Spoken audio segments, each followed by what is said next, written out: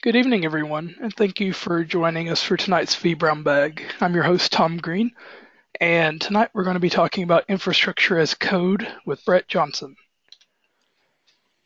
Before we start, we'll do a little bit of housekeeping, and tonight we actually have some new news. We're including the vBrownBag Brazil information on our side. So if you haven't heard, we have a new vBrownBag presentation that's out of Brazil, so you can check out their schedule on vmware.com/vBrownBags with everyone else, and also follow them on Twitter. Speaking of Twitter, I'll be managing the question and answer portion of this, so if you'd like to join us, to get in, to ask some questions, please tweet the hashtag vBrownBag or use the chat if you're watching live. So without further ado, I'll hand it over to Brett. How you doing, Brett? Yeah, doing well. Just middle of the workday for me, so I think it's pretty late at night for you guys. But yeah, doing good. That's one of the benefits of being in the future, I guess. Yeah, kind of, except if you're at client premise, that sort of thing makes it a bit more difficult, but it is what it is. So I'll just... All right, so you should have control now. Yep. So you should see my screen there. Yep, I got it. Cool. You're good to go. Awesome. So we've already had the intro, so let's get that out of the way. So tonight I'm going to be presenting on as an introduction to infrastructure as code, so going through some of the concepts about it, that sort of thing, ways to implement it, some of the challenges and advantages with taking this approach. It's not going to be a technical deep dive, more of a high level areas where you might want to consider when you start off doing this sort of stuff. So I work as a senior consultant, and my Twitter handle is on the screen, is BrettJohnson008, and I've got a blog which I frequently update. I've got a couple of repos on GitHub, just bits and pieces that I've been doing, and yeah, I like my coffee black, and I'm a bit of a nerd. So, infrastructure as code, basically, we'll just quickly define it. It's more than anything else, it's more of a strategy on how you're going to implement and manage the life cycle of applications. So it sits above, to an extent, it can sit above the actual infrastructure itself, despite being infrastructure as code. So it's how you configure things. It could be the actual infrastructure, the networking devices, that sort of thing, or it could be the applications that sit above it and how they consume it when they're deployed. It's very much a business process. It's not just about, hey, let's put everything into code. You need the business to understand that this is a different process, and that can also be one of the challenges there. So when you get into infrastructure as code, it's the whole idea is that you, from end to end, from deployment to disposal of a application or a service, it's all done in code. You don't go manually and update things. This, in the real world, isn't always the case, but it's the intention of infrastructure as code. Usually it's done by declaring a desired state, and I'll touch on that, I think, in a couple of slides. But at a very high level, it's saying, well, when this is done, what should it look like? You describe the end state, not necessarily the entire process. There's three main approaches to running infrastructure as code. There's the declarative, which touches on that declared state that I mentioned before. So this is sort of quite an abstracted area in terms of, I want a cake, and I want it to be in the shape of a race car. That's declarative. You go into a shop and you say, this is what I want the end state to look like. You may say, I want a chocolate cake in the shape of a race car, but it's very much, I want this like this. It's declared.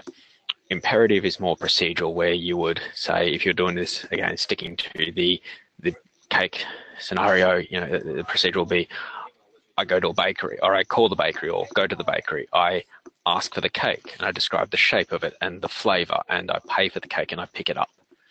That's more of an imperative. It's step by step in the order you do it. So if you're going into an imperative way, you mix up the order. You can't say, I pick up the cake, then I call the bakery.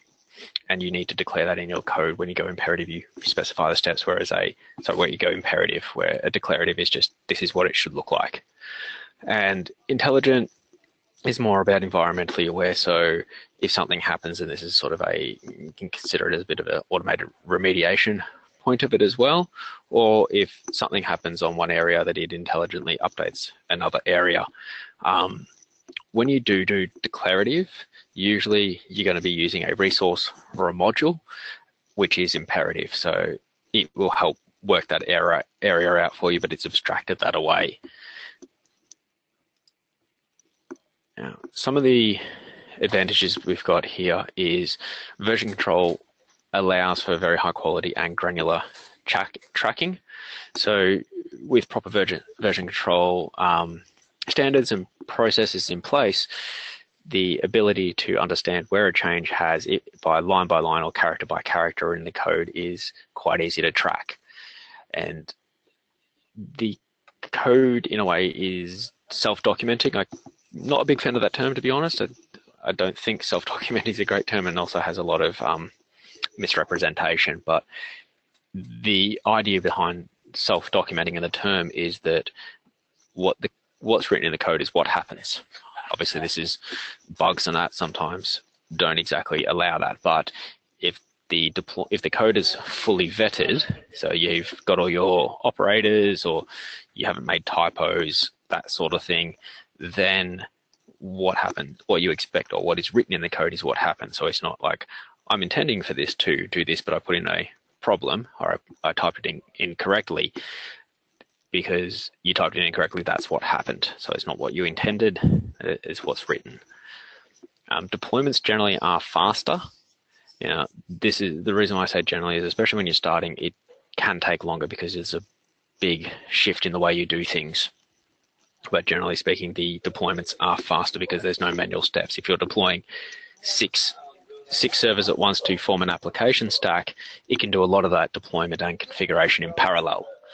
So it makes big advantages there. And then it may deploy all the servers blank, and then you can put depend areas into your code instead of saying, wait 60 seconds, you can have it depend on something to be completed before it does its next step. And that means you can get all this stuff up. Like if you've ever worked on a workbench doing configurations, you've got 6 laptops in front of you, and you type command in one, you move to the next, you do and go through all 6. It kind of does that for you. And then, oh wait, I've got to wait for this to happen on something else. It's going to stop, and when it gets a notification that something's completed, that it's depending on, it will just start off again and continue on that process. So that's where it can become a lot faster. Tests can be built into, and should be built into, using infrastructure as code practices. This is to verify code and the actual deployment all the way through, and there'll be a lifecycle chart thing I've got a picture of coming up soon, which will help explain that a bit further. But essentially, when you've written, when you write your code, before locally on your computer, you test it, or you write your test first. So you might have a function that says deploy this, but before you write that function, you write a test saying, well, this function should do this. And you write that function so it passes that test, and that test can then be reused. And through some other practices, you can have that part of the actual, what's called pipelining of the code, where it goes from the development on your workstation, and it will actually do that for you. So it means you're not going to skip the tests. Also, those tests can be used for operations to support it. So if you've deployed your infrastructure as code, because the code is saying what that infrastructure is, and every update goes through that code, it means that if there's a fault on the server, those same tests, like a ticket gets logged, your ticketing system could kick off a request to run a test, to do a dry run from your configuration manager or maybe a compliance system, and say, well, does this meet what it should meet? I.e., has somebody gone in there and manually updated a DNS server? And then it will run that and say, well, no, the DNS server should be this and it's wrong. And it makes that troubleshooting process a lot easier. So there are reuse advantages to some of this as well.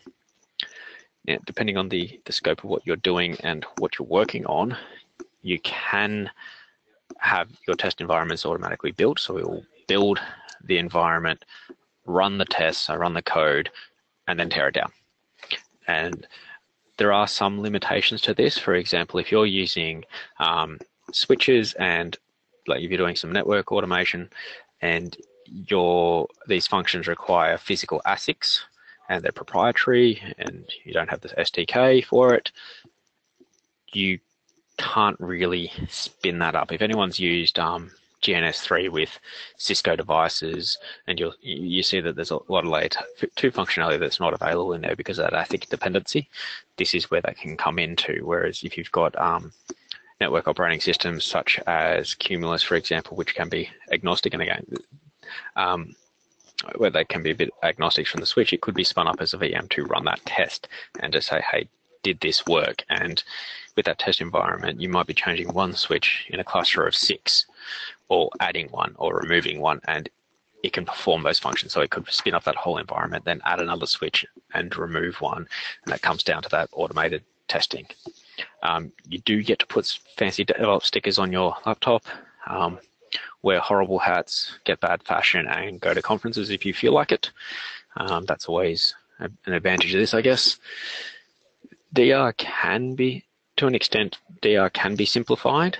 So, for example, of one of my clients, they have an application where the primary database is replicated between like 2 sites, and that's fine. The other services, they don't need to be backed up and worked in a traditional failover plan in terms of, okay, let's replicate these application VMs. If a site goes down, it will, spin up that VM in its last backed up state and attach it.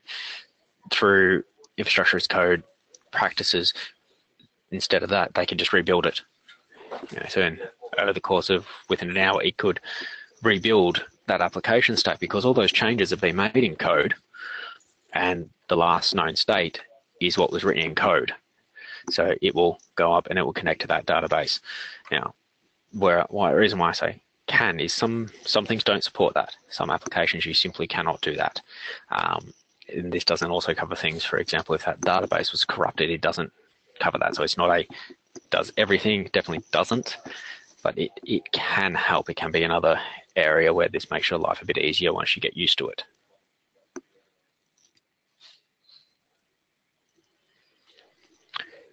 In terms of challenges, there's a lot, and a lot of them are sort of more, I'd say they're more business than technical. And the reason is technical, generally speaking, isn't the hardest thing to learn. You can learn syntax, you can, you put time into it, you can learn it. You put time into learning a tool, you'll learn the tool and how it works, what its limitations are. But business, on the other hand, isn't quite as simple. You might have something that does, you might have a process that if you did it through a infrastructure as code practice, it takes 4 hours less time, and out of a 5-hour task, that's a huge difference. However, because it's an entirely new process, it's untrusted, businesses can see that as introducing risk, which is really hard to convince change control about. Like if you go through and say, well, we want to move it to this way, and they go, whoa. No. You got these are our processes, because the irony is that change control boards don't like change, especially to their processes. And this is an entirely new process end to end. It's not just, hey, yeah, let's allow someone to self-service a VM.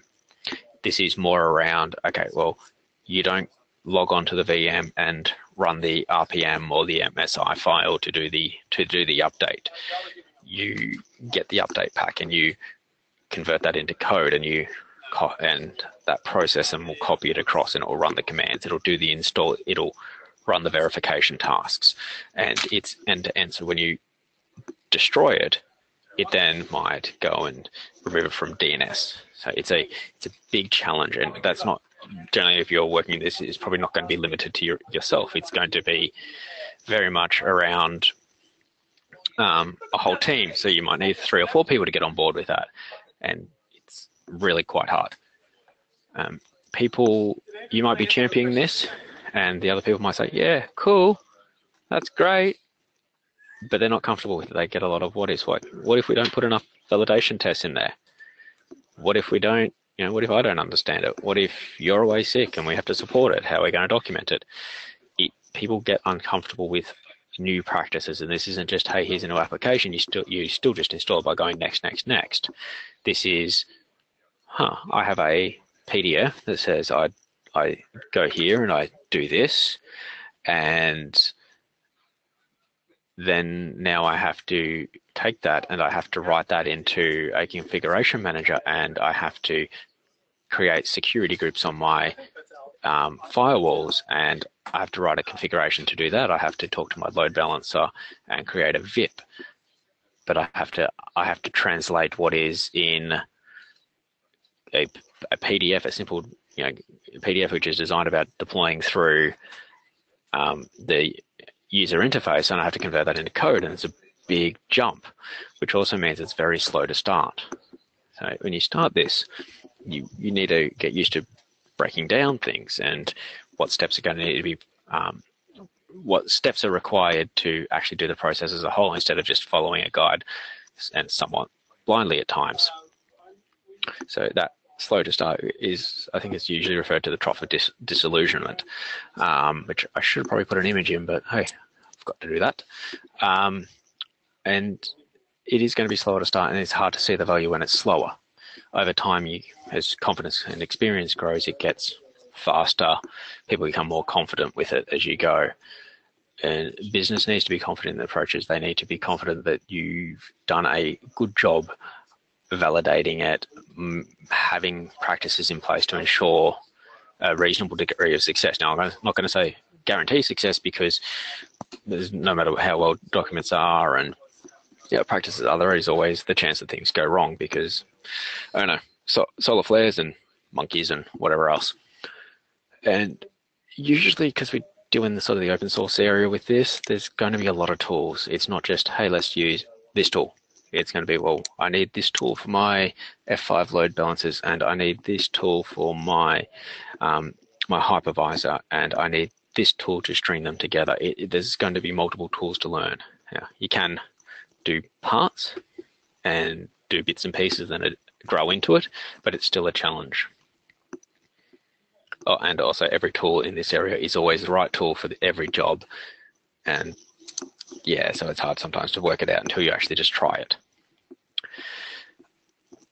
So because we're dealing with code, there is a lot of programming practices that need to be adopted, and there's more dev in here than there is ops, especially when you're coming from an operations point of view. The ability to say, this is a task, and then break that task down into the 75 different components, and you might not know how to configure the storage side of it that's required, because it needs dedicated storage or the storage policies. So then you've got to go talk to other departments to understand it and put that into code, and that can be rather difficult, especially when you want to verify. There's a big difference between just, hey, it does this because I wrote it, but how does it do it reliably? How does it detect if this is how it should be? How does it detect what the difference between a successful and a unsuccessful failure? Programming practices are a big thing here, especially in a team environment. So if you work on this alone, if you've done this sort of like scripting and that sort of thing alone, where you sort of do your own thing, you don't have any dedicated practices, and then you work with someone else on that script, someone else comes in, and they think, I'll add some functionality to this, and you might see that there's a huge difference in code styles and names, and it can make it quite hard to read. And when you deal with a team, this is where at the start of projects or as a whole, that there are certain styles that need to be adhered to. For example, do we use tabs or spaces, 2 or 4 spaces for when we indent? How do we name our variables and our functioning? How do we name them? Are we going to do the verb noun? Or when we do variable names, are we going to use camel case, which is each word starts with its own, each word starts with a capital, but there's no spaces? Are we going to use hyphens or underscores, depending on the language? Are we going to use double or single quotes? Some languages that is important, some languages that doesn't make a difference. And these are those things where ensuring it's consistent allows the code, one, to be understood by everybody easier, and where if you have to parse it or move it from one thing to another, your results are going to be more consistent as well. How do we do our tests and those sorts of things, linting, so that which comes back to the style. These are areas which are very much programming practice, but need to be adopted for this sort of infrastructure as code. Now, understanding operations is a really important part. As much as this is development, it is really important to understand operations, because in my experience, I've generally found that operators are usually better at asking those questions, which developers sometimes miss, of what's the impact? What does my service dependency tree look like? And how does this talk to that sort of thing? Just as a generalization, is generally those questions usually are more likely to come from an operator. So having that operations understanding is still important. It's just, if we're going from one to the other, the thinking change will be to a programmer. Okay. Version control is a huge part of infrastructure as code. It's a huge part of code in general. When you start dealing with version control, there'll be a lot of different terms and a lot of different ways to do things, and it can be fairly complicated. I can't remember how many vBrownBag's done. We've done a few commitments, so about using Git, and we've got quite a number of videos just around that alone, and that, to give you an idea of how complicated it can be. Yeah, I think we have like 4 or 5 years worth of playlists for that. Yeah, so yeah, it's a lot. So there's a lot of detail there. You look at it and you can say, yeah, I'll do git commit, and that's fine. I'm using version control. But then there's that strategy around, okay, well, if there's a merger conflict, how do we understand that? And again, as a business process, what is the standard practice for dealing with a merger? So, and when you work in a team, you need to coordinate that between everyone. When it's just yourself working on it, well, really, you shouldn't have any conflicts because you're the only one working on that specific piece of code. But if two of you work on a file, there's that conflict change. So that's where it can become quite challenging. Now, Git is, generally speaking, the most common version control platform, and GitHub's probably I'd say the most common version control repository. Now, there are other ones out there, usually based on Git. And if you go down that route, you can have publicly hosted one with public repositories, which everyone can see, or you can have private ones on a public host, or you could just do it. All these can be internal as well. And part of the version control disciplines, as well as when we move this to production, you generally should be specifying the exact version that you want to go to production. So instead of just saying, hey, latest, then there's that sort of area there, as well as ensuring things such as do the SHA or the file hashes, whether they're SHA or MV5, whatever you choose to use, you need to make sure they match, because that's where you want to ensure that as part of your validation that you are running the right code. Now, when you use a version control platform such as Git, the idea here is that it is going to work sort of at the code level in terms of each item. So if I've added something to my configuration manager, then I may do 20 or 30 updates. I just want to add a couple of services to my configuration manager or a couple of checks, but I might do a large number of updates. So if you look at most of your software, you'll see like a version number, usually 3 octets plus a build number after the end. The build number is more usually in reference to that sort of change than just the actual version number. But within that, that's one area of the version control. But in your application, what you end up pushing to the application service, for example, if you still work with like a configuration manager example here, the configuration file that you're going to push may only go from 3.0.1 to 3.0.2, even though you've made 30 commits. So there's a difference here. And when it goes to production, you may want to specify use this specific version. So that means that if you roll back, you can go via that. You can go via the version in the application, whereas what you actually work on from a code point of view is more around the actual version, the Git repository versioning. Usually small commits are better than a few large, and the reason for this is if you make mistakes where you want to see the difference between one mistake and another, or one where you're working on something, you do make a mistake, you want to be able to see that, oh, yeah, this was the line, not this is one of the, it's one line in this lot of 500 that changed it. So, and then you can get your commit comments a bit better scoped for what you're working on. Now, sometimes you may want to leave your commit until you have a function in there. But this is also, there's a difference then between where you commit locally. So you say, hey, look, I've made a change and I'm happy with it. Oh, I've got to go to lunch, I'll just commit that in. And that may just stay on your computer. But when you go push that now to a remote repository for everybody else, that may just be a larger one, but it will still include your whole commit history from locally.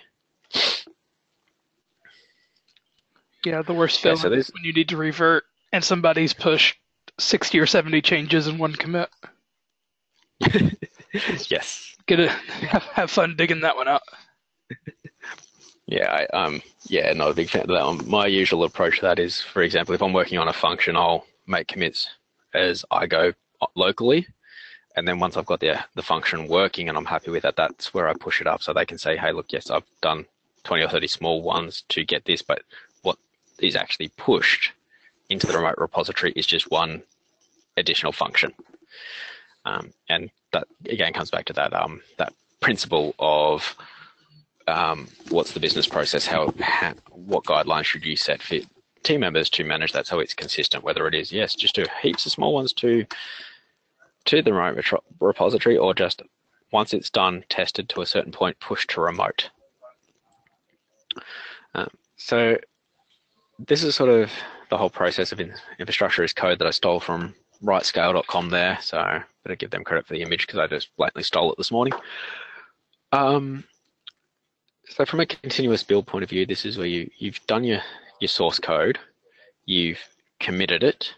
As part of that commit, it's going to provision and automatically build it and do a report. So it's going to say, hey, look, I've spun up these switches and this server, and I've provided some storage to it, and maybe I've grabbed the database from our last backup through a live mount system, and now I've run tests. I've said, can switch A talk to switch B still, and the test can depend on the scope. So if you're doing a whole new stand-up, you test more end-to-end, whereas if you're just to change to the application, well, you may spin up everything for it. You may just run the application-based test, and now they could be tests that just do some API calls. Can I write to the database? Can I do this? Has this change impacted the disk space? Is there still enough disk space available? You can go through all those sorts of tests, and the big part here with this is that you've got a difference between when you do the builds in terms of, is it integrated? So a integration test is does it work end to end, or a unit test, which is, did my function work? So when you write a unit, when you work on a function, it's like, if I have a function that adds 2 numbers and your test would be, well, if I send 2 and 2, does it give me 4 back? Whereas as part of this process here, that should have already been done. And then it comes down and says, oh, yep, that worked. And then if the builds, that's from the build point of view, but from a integration point of view, it's still going to do the same sort of things. And it's going to test it, but it's more about where you're now integrating instead of just building, and the delivery is where it goes to prod. So you might build it and then I say, yep, the build's fine, but let's now integrate it with something else, or we're doing it as an update. It's more of an integration. And we go through the same process essentially. And then if all that passes, then you deliver it into production.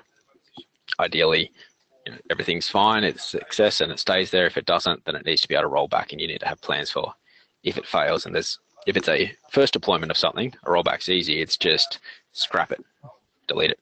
If it's a update, well, then you need to understand the scope of the update, and it may be, I've changed a DNS server or an NDP server. Oh, now it's failing. Let's let's just roll back to the last version because that was still working. Or if it is something where it updates the database schema and that sort of thing, there's different planning around that that needs to be taken into account. So we have a question that's come in. Mm-hmm. Do you have a good guide for Git best practices? Maybe more than just like how to do it. Like Commitments covers a lot of how to use it. I'm sure there's some videos on best practices there, but I can't think of a link off the top of my head. I've usually just gone through the Commitments videos, and then for me it's usually a sort of a Google thing, Googling and sort of going down there, making it up as I sort of go along and help people to sort of adhere, and it seems to be working. But I haven't worked in a large scale developer area to be able to say this is a really good development practice for Git. So from a small scale, it's usually a bit more ad hoc, and these are some good ways to do it. Yeah, I'll try to, if you watch my Twitter, Graham, I'll try to tweet out some videos and stuff that I've used, but I don't have any references either. Got a couple of others popped up. Bringing up a team of 20 programmers. Yeah. So yes, maybe from SVN. Yeah, that's going to be. Good luck. Yeah, it's for me really a lot of the practices is around about okay, what suits the business. They're going to vary a lot of your practices in terms of what's acceptable. Are they on different time zones? What level of scope do you want to have? Pipelines where before you do Git has what's called hooks, where you can do hooks at certain stages of the commit process and the push process, where you might integrate that with Jenkins or something like that to run tests. It's sort of I don't have anything off the top of my head though. Sorry. My one best practice would be use branches, if not forks. Do not commit straight to master. Oh yes, God yes. even in your own personal GitHub. Well, are you saying you've never? I've never blasted away master because I completely screwed something up and had to rebase. Never ever done that. Okay, maybe I'm lying. So with infrastructure as code, it is a bit different to where you might have a traditional script in terms of I'm going to provision a VM. So here's a PowerShell script that talks to my vCenter server and provisions a VM. That's a very procedural sort of scripting approach where it's okay, well, it's done that and that's its task, and it doesn't really go to the next step of how to deploy the application. Whereas in terms of infrastructure as code, it's all the changes are made in code. So I want to update a setting, I want to change a registry setting. Well, you don't log onto the server and change it, you do it in code as through your configuration manager. I want to set SSH to only run on protocol 2. Well, I don't SSH in and change the config file and restart the service. My configuration manager now says to do that. And the advantage of that too is that after you've done it there, when you get to redeploy it, it will redeploy it with that state. So it's not a matter of, redeploy the server because we had a bug and we forgot to do that. Now the security team found out and they're auditing us and being painful. The configuration managers can prevent configuration drift in terms of they can detect it and say, yep, okay, it's here, this is it. So they can potentially report on it in terms of a dry run. So I think Ansible, that's -C parameter off the top of my head, where it will just say, hey, yep, look, if I ran this is what I would change, this is what's out. Or they can just remediate it. They'll just say, no, this is different, change it back. And how you utilize that functionality depends very much on the business or the application you're doing. For example, if you've got a very business critical application, maybe it's not a good practice to just go through and remediate it immediately in the middle of the day. Maybe that application is better suited to, oh, yep, this is going to do it, and then go back to the application owner and say, well, what's the impact of this change? Because you may not know, and you should find out before just making it correct. Compliance managers are sort of tools that will just check the compliance against a desired state. So they the tool itself isn't designed to remediate. So there's a slight difference between a configuration manager and a compliance manager. So if using Chef as the example, the Chef configuration manager will say, hey, this is different, I'll change it back. Whereas if you use their inspec product, it will say, this is different, and what format do you want me to do that in? Do you want me to give that to you as a JSON file, like a JSON string, or just tell you about it on screen? So it won't make that change for you. And infrastructure code leans more to that described state of this should be here, this file should exist.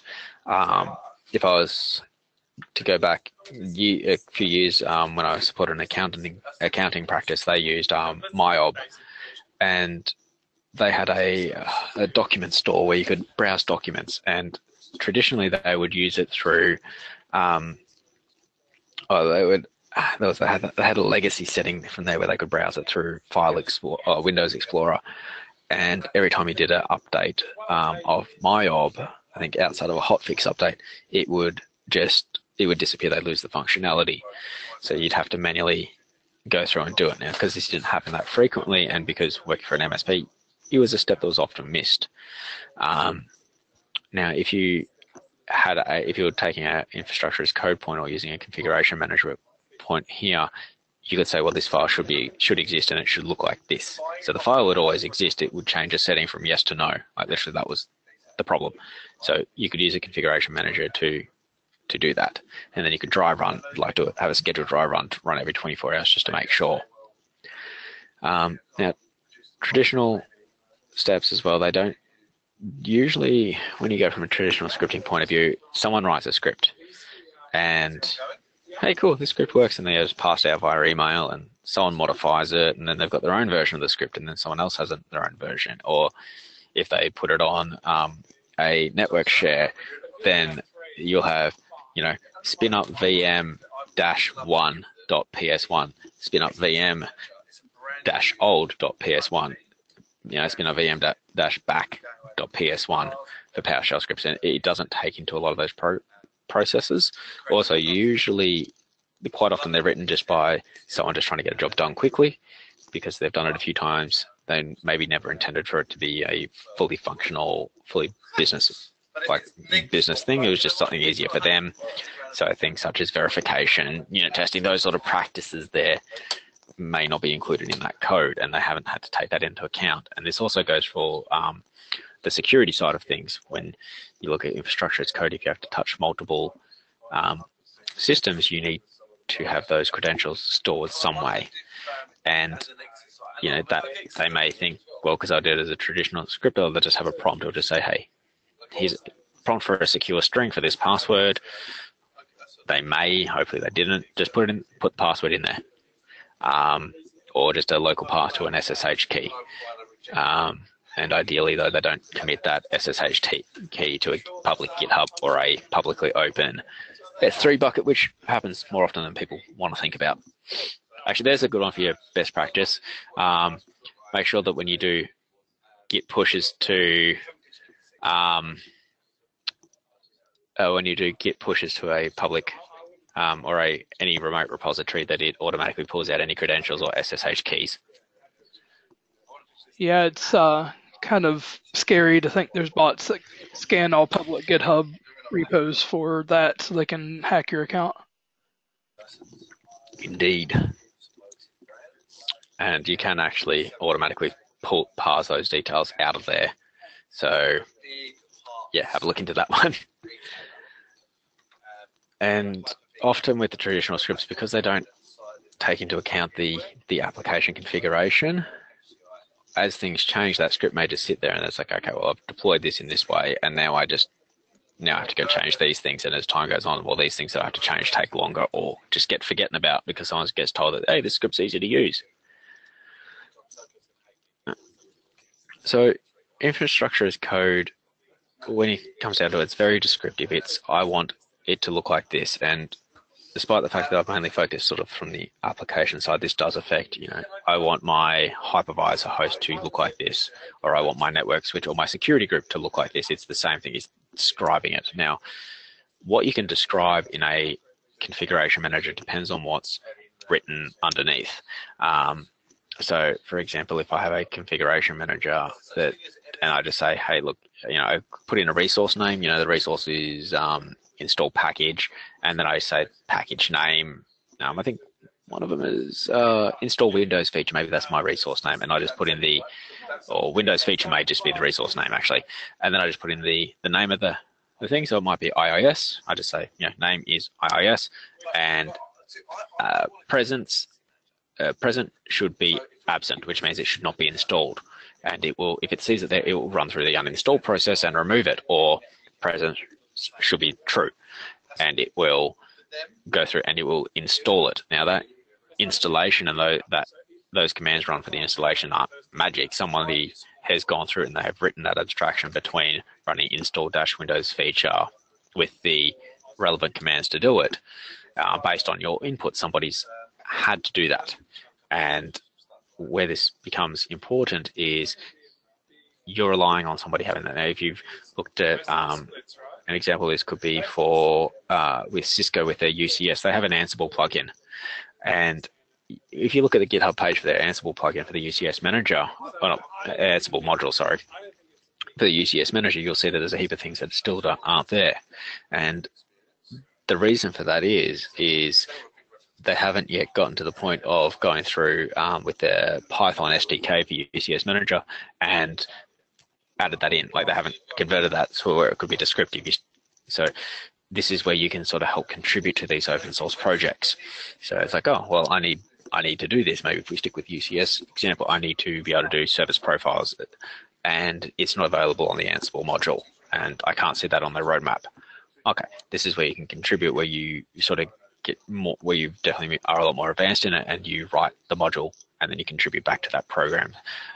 Or if you aren't to that point yet, maybe you have to find a way to put that in there as a non-descriptive task, as in terms of, oh, now I call another script and it will run that for me.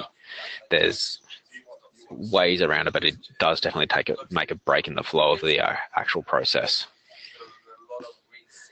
So I think we're going on a bit on about tools and that sort of thing at the moment.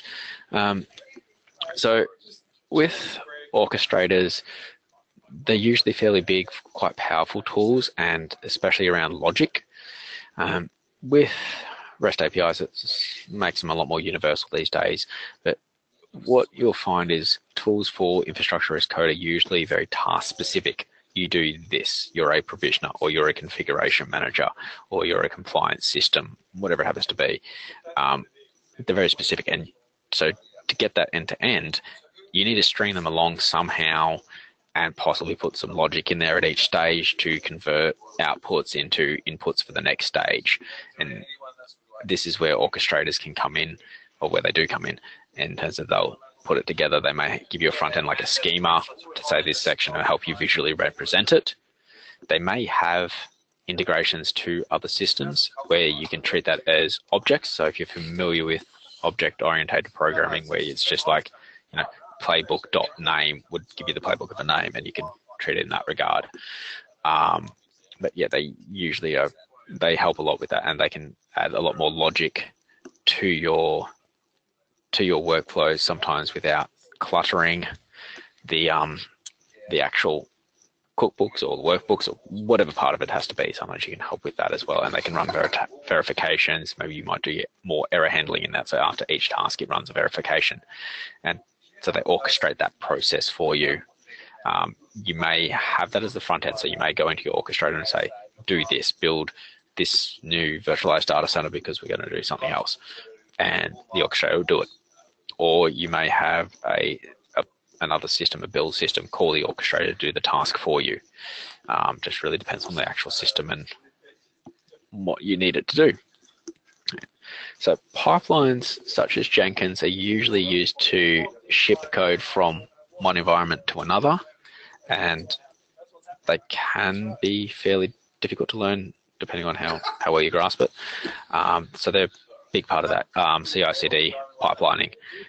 And part of this is, though, from a low level or from a sort of a high level point of view, you'd use a pipeline just to say, hey, look, I've made a commit, and locally, and great, it's all good.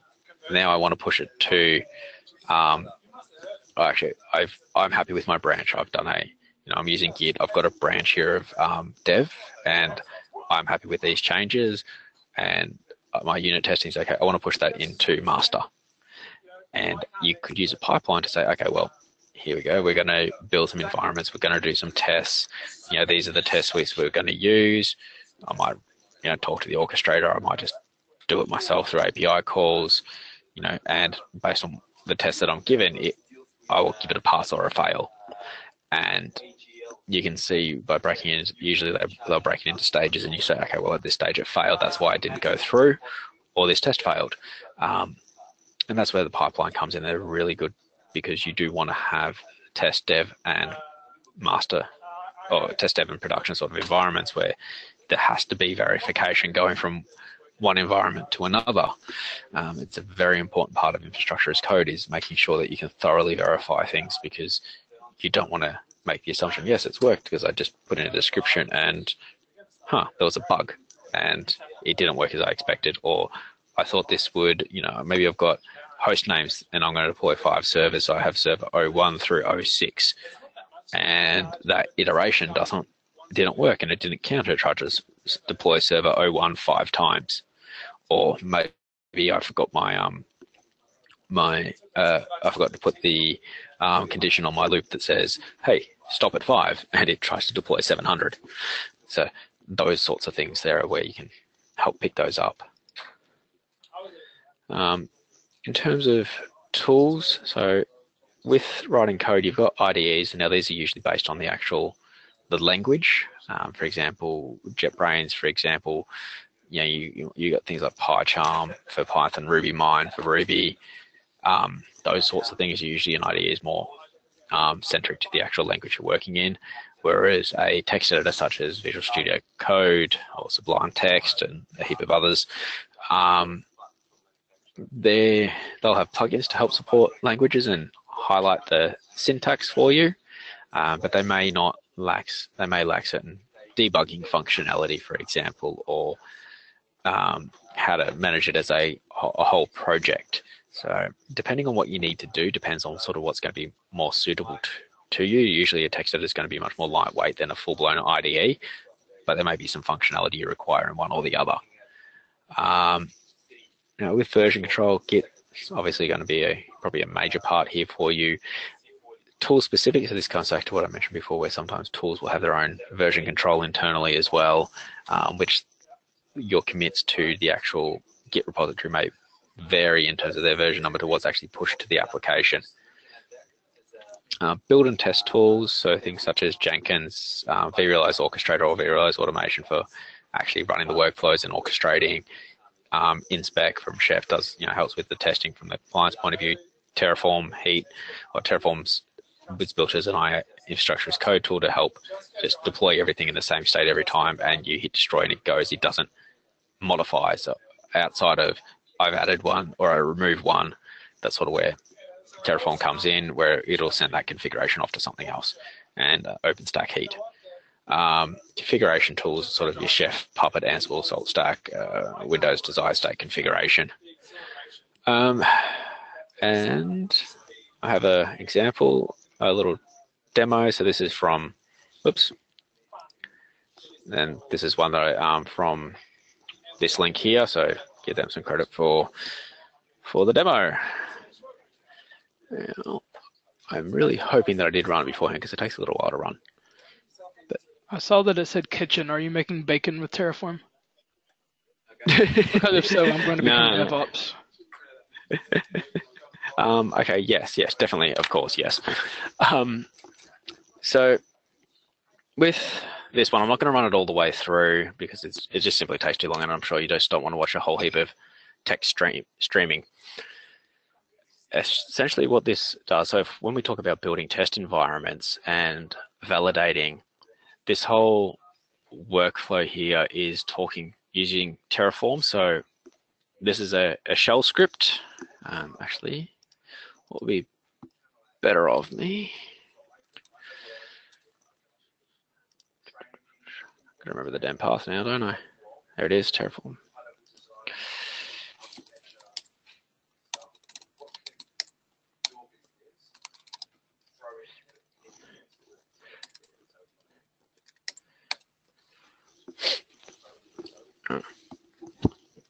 So within this, not going to go all the way through all the detail with the code, just to give you an idea though of how this goes through. So this uses Chef's Kitchen or Chef's Test Kitchen to make bacon. Verify your deployment, and basically what it does is it runs a few kitchen commands and it'll build up the environment using Terraform. So this is a plugin they've developed for Terraform, and essentially where I can use this is I've got a environment, I want to build it up to see if it will build, and I want to make sure certain criteria are met, but I don't want to be billed for it outside of it. So I don't want to have to continually use resources for this environment to exist. And the other advantage of this sort of approach is that each time you spin up the environment, it's a clean environment. It doesn't have crap left over from all your other testing. Just to quickly skim over it, so it's going to create things like your availability zone, or it's going to use an availability zone. It creates a key pair in AWS, so it doesn't exist outside of this test after it destroys it. It'll, create instances, and it'll come through here. We got security groups, so the AWS security groups to control all the security policy as well. And these can also be used to, when you say, well, I want to test, and they go, well, what if that impacts production, or whatever it happens to be? So, well, here's how it's isolated if that's another requirement, and essentially then it will go through and it'll run some tests after it creates it. We can go through and you can see here's a failure. I've got one passed that the operating system matches, so that was one of the tests, and then one failed that they can't reach each other. Depending on the point of the thing, that may or may not be a problem, but that's sort of where you can do that testing. Whereas with one command, I can spin up the whole environment, run tests, see if it passed or failed, get a coffee while it happens, come back, okay, it failed. Well, let's go have a look at our tests. Let's run some different tests now because they didn't work. So as part of my process before I push this out, this is sort of the kind of thing that would happen. And the advantage of doing it this way is you could run this test once, you could run it 50 times, because part of testing is not just ensuring things pass, but it's also about ensuring things fail where you expect them to. So, if I have special characters in my names, maybe I have a test where I try to name a VM starting with an @ symbol, and I know that that's against AWS naming policy, so I want it to fail, but I need to make sure that it's captured because we don't want that to happen. Or I want it captured that certain names that we have reserved for something else, certain name prefixes, that it will stop that, and I want to make sure that happens every time. So that sort of failure where it would raise an exception, well, that's exactly what I want it to do. So testing is not just about, hey, look, it passed and I got green ticks everywhere. It's what failed that I expected it to fail. Now, in saying that, you can actually have your test say, expect failure, like expect that this does not happen, and it would still be a pass, but you've written it in there that this is a condition that, meeting this condition. So yeah, that sort of wraps up sort of a lot of what I had to say about the infrastructure code point of view, and sort of more concepts around where you might try to get started, have a look, and some of the challenges around it too. Cool. Thanks, Brett. Just as a shameless plug, we also have some videos on Terraform, including Grant Orchard going through kind of an introduction to Terraform, which kind of dovetails nicely from your session here. So if you want to learn more about how to use Terraform, just check that out on the YouTube page. Cool.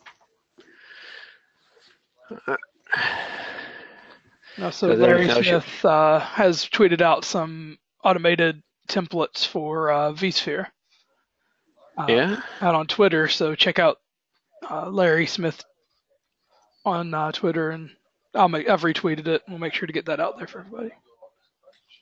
Very nice. That's what my phone was lighting up about. All right. That's sort of all I had for that. Is there anything else you need to add there, Tom? No, Twitter's clear and the questions are clear. Just thanks for the great intro. Thanks for all the work. Thank you for letting me present again, and having to decipher my accent. Well, we all have an accent to somebody, right? That's it. All right. Well, thank you, Brett, and thanks everyone for joining us.